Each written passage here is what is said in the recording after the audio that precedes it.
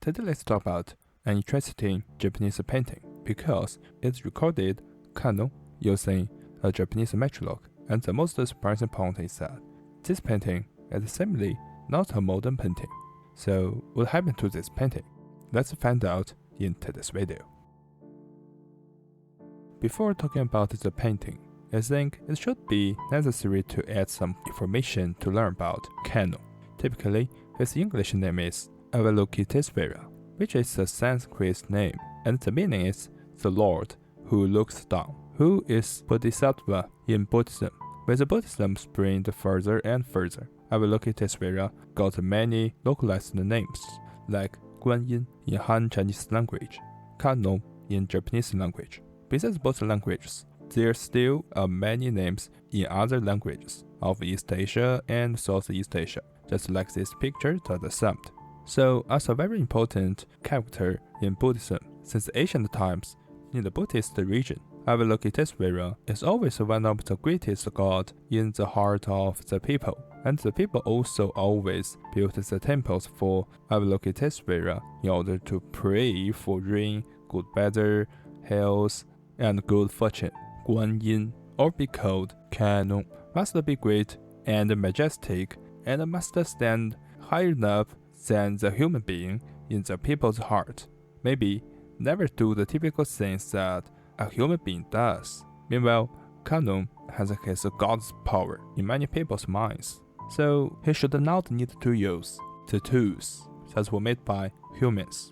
Thus, this is one of the interesting points. Such a greatest god can do a thing like a normal human being. Immediately, the profile of Kano got more approachable and can walk down into the people from the high throne. Because this is not a figure painting, it didn't have perfect details in the painting, but we still can find the firearm that is used by Kano is a typical Japanese matchlock, and even there is a flask. According to the small size, I think this is probably a priming powder flask.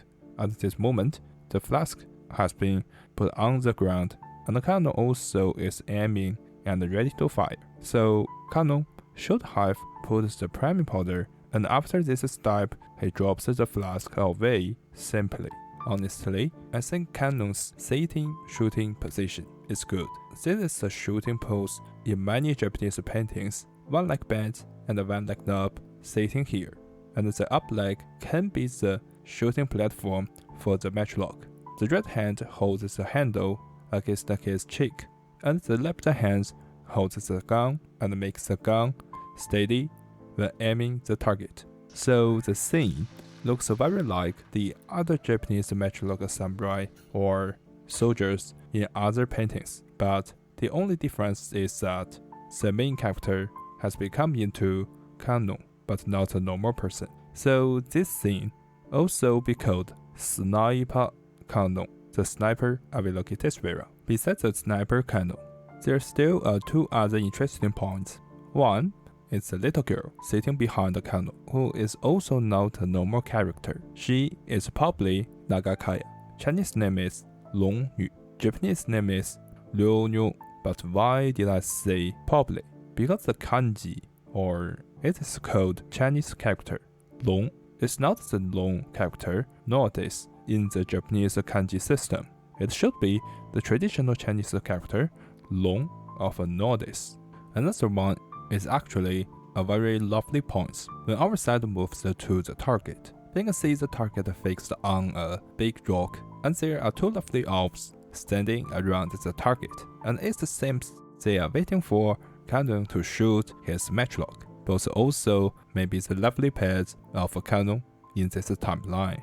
Speaking of which, we have watched the painting, but we still didn't focus on the background and history. This interesting painting is not a painting that is drawn by the modern painters. This is indeed a vintage painting and was painted in the early part of the Edo period. The painter was Kano Shou. Compared with Mr. Kano, the group that he was in was more famous. This was the biggest painting group in Japanese painting history. This was Kanoha. They were a group of professional painters active for approximately 400 years, from the mid-Muromachi period, about the 15th century, to the end of the Edo period, about the 19th century, and were always at the center of the Japanese art world. Besides this sniper cannon painting, there also are some similar paintings, such as this painting. We can see that Avalokiteśvara is playing cards with Confucius. Generally, these kinds of interesting paintings are called idai do gizu, which are always a long painting scroll. Okay, this is today's video, and thank you for watching. Hope you can like this video. Have a good day. See you next time. Bye.